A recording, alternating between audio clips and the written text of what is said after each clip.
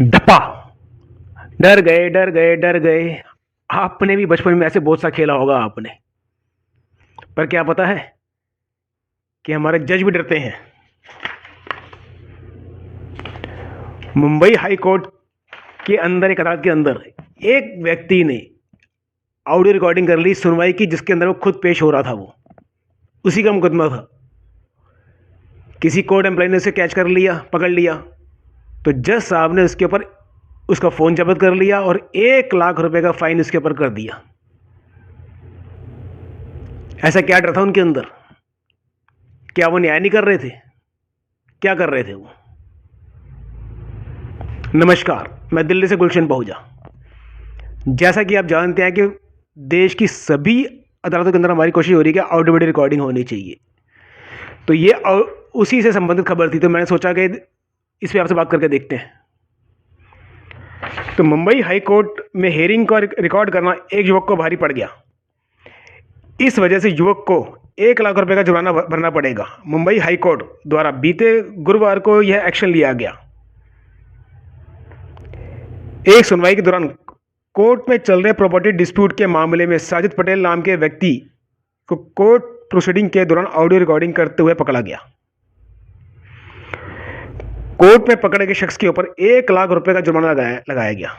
न्यायमूर्ति एएस गडकरी और न्यायमूर्ति कमल खत्ता की पीठ एक प्रॉपर्टी डिस्प्यूट मामले की सुनवाई कर रही थी, जिस दौरान कोर्ट के स्टाफ ने साजिद पटेल को सुनवाई के दौरान ऑडियो रिकॉर्ड करते हुए पकड़ा।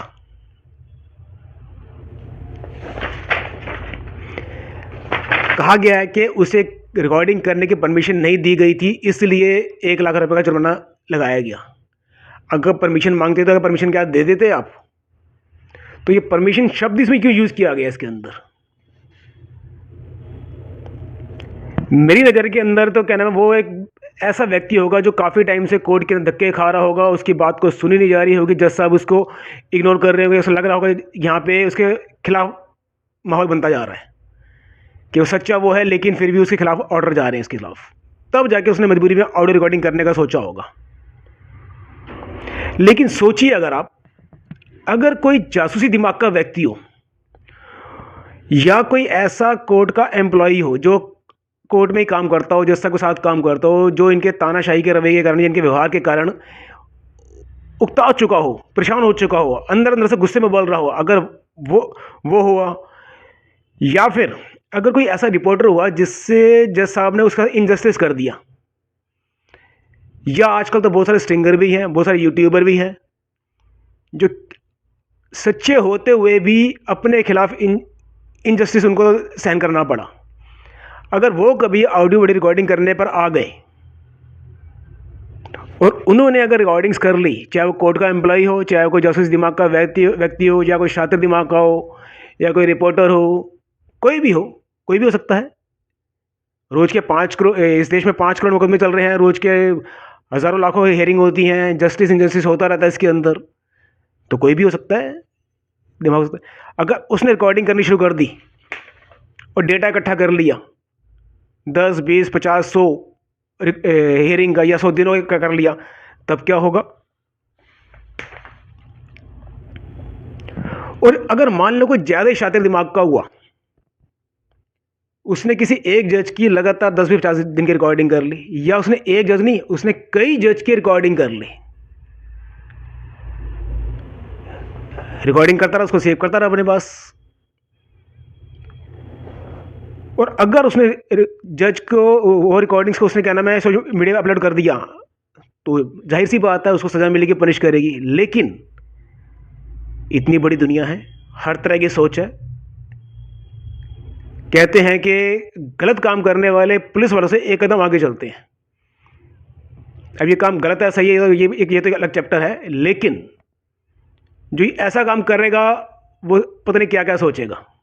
तो मुझे लगता है, हो सकता है मैं गलत भी हूँ, बाकी तो एक से एक वो बैठे हैं यहाँ पे सोचने वाले, कि उसने बहुत सारी रिकॉर्डिंग कर ली और उसने सज़ा से बचने के लिए, जज साहब के हाथ में आने से बचने के लिए नेपाल या किसी यूरोप की कंट्री में जाकर या किसी और के थ्रू अगर सोशल मीडिया पे सारी वो वीडियो अपलोड करवा दी, एक एक करके करवा दी, इकट्ठी करवा दी, कुछ भी कर दी, तब क्या होगा इस न्याय सिस्टम का? तब उसे कैसे पनिश करोगे और तब उन वीडियो को कैसे जनता से बचाओगे आप? मेरे को याद है ओबराय होटल का एक स्ट्रिंग हुआ था, जहाँ पे जज साहब किसी केस की बारे में कोर्ट के होटल के अंदर डिस्कस कर रहे थे और कुछ फेवर लेने की बात भी हुई थी। जितना मेरे को याद आ रहा है, शायद इस बात को 8-10 साल हो गए। वो एक वीडियो थी, उसको तो हटवा दिया, शायद वो वीडियो हमारे देसी यूट्यूब पे गई होगी, उसको हटवा दिया। लेकिन अगर मान लीजिए रोज पे रोज एक आध वीडियो आ रही हो और अलग अलग उससे आ रही हो अलग अलग देश से आ रही हो, सोशल मीडिया बड़े बड़े हैकर बैठे हैं आजकल, तो तब supreme court, high court, district court क्या करेंगी? एक बड़ी अजीब सी क्या नाम है सिचुएशन बन जाएगी उस टाइम, ना उगलते बनेगा ना निकलते बनेगा। हालांकि न्यायपालिका के अंदर एक से एक जज बैठे हैं, इंटेलेक्चुअल लोग बैठे हैं, पता नहीं कितनी कितनी डिग्री लेके बैठे हैं। मैं एक 10th क्लास पास सिर्फ आदमी, मुझसे इस बारे में क्या मैं राय दे सकता हूँ आपको मैं? लेकिन फिर भी मेरा ये विचार है कि इस सबसे बचने का सबसे आसान तरीका एक ही है, सिर्फ एक तरीका है कि इन्हें खुद ही अपने कोर्ट्स के अंदर की सुनवाई की ऑडियो वीडियो रिकॉर्डिंग की परमिशन दे देनी चाहिए और खुद ही बोलना चाहिए कि लो जी, हम रिकॉर्डिंग कर रहे हैं, पेन ड्राइव लगाओ, इसमें डाटा भर के ले जाओ। तो कोई क्यों स्टिंग करेगा? इससे आसान तरीका नहीं हो सकता। जब आप कहते हैं कि ओपन कोर्ट्स है तो रिकॉर्डिंग करने में क्या बुराई है, तो क्यों किसी को स्ट्रिंग करने का मौका देते हो? क्यों किसी को रिकॉर्डिंग करने का मौका देते हो? आप पढ़े लिखे हैं, दुनिया का फैसला करते हैं, न्याय अन्याय की समझ रखते हैं, शातिर में से उसमें से चोर को पहचान जाते हैं। अब इतने बुद्धिजीवी हैं तो इतनी छोटी सी बात क्यों नहीं कर लेते आप? क्यों नहीं इसका सोल्यूशन निकाल लेते आप? आज एक ऑडियो पकड़ा गया पर हो सकता है उस व्यक्ति ने और भी ऑडियो पहले कर रखी हो, या कोई और कर लेगा। कब तक कितनों को रोक लोगे आप? इतने सारी कोर्ट एम्प्लॉयज की खबर आती रहती है उसके अंदर कि आज जज के कारण सुसाइड कर लिया, जज के कारण उसने क्या नाम है नौकरी छोड़ दी, जज के कारण उसको सस्पेंड कर दिया गया। अभी कल परसों में एक वीडियो देख रहा था मैं, पंजाब की कोई थी, एक लेडीज़ की थी वो, कि मतलब जज की कोठी में काम करने भेजा, जज ने उससे कुछ मिसबिहेव किया, जब उसने ऑब्जेक्शन किया तो उसी के खिलाफ एक्शन ले लिया गया।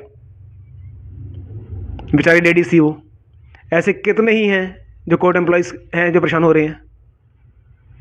कोर्ट एम्प्लॉयज़ के अलावा जो आम जनता पीड़ित हो रही है वो भी कब तक देखेगी? अपनी बात वो कोर्ट के अंदर कह रहे हैं लेकिन आप उसको नहीं सुन रहे, तो क्या करेगा? ऑप्शन क्या छोड़ रहे हैं उसके पास? आपने कलम चला दी, हर्ड, मैंने सुन लिया, डिसीजन कर दिया, पर क्या सुना और उसके क्या दिखा किसको पता? इसलिए मेरा तो ये सुझाव है कि क्या नाम है, देश की सभी supreme court, high court, even then मैं कह रहा हूँ जजेस को खुद ही अपने आप लगा देंगे वहाँ पे कैमरे और वहाँ पे बैठा दे फोटोग्राफर एक कि भैया जिसको चाहिए वहाँ पे 50-100 रुपये दो, इससे पेन ड्राइव कॉपी करा के ले जाओ, आज अपनी सुनवाई की आज की आज। तुम भी खुश, हम भी खुश। आप अन्याय तो नहीं कर रहे ना, आप वहाँ बैठ के सो तो नहीं रहे ना? जब ना वहाँ बैठ के अन्याय कर रहे हैं, ना आप सो रहे हैं, ना किसी का फेवर ले रहे हैं, तो रिकॉर्डिंग कराने में हर्ज क्या जज साहब? तो ना रहेगा, ना बजेगा बांस, ना बजेगी बांसुरी, ना रहेगा बांस, ना बजेगी बांसुरी। इस कहावत के हिसाब से खुद ही ऑडियो रिकॉर्डिंग करानी शुरू कर दीजिए, ऑडियो वीडियो, और खुद ही आगे दे दीजिए वादी प्रतिवादी को कि ले भैया तेरे को स्ट्रिंग करने की जरूरत नहीं है, तू चुपके से रिकॉर्डिंग मत कर, मुझसे लेके जा। हंसते हुए इसको रिकॉर्डिंग तो हंसते हुए घर लेके जाएगा, आप भी खुश, वो भी खुश। अब जस्टिस और इनजस्टिस में सेकंड चैप्टर है, पर एक परेशानी से आप बच जाओगे, एक परेशानी से वही बच जाएगा।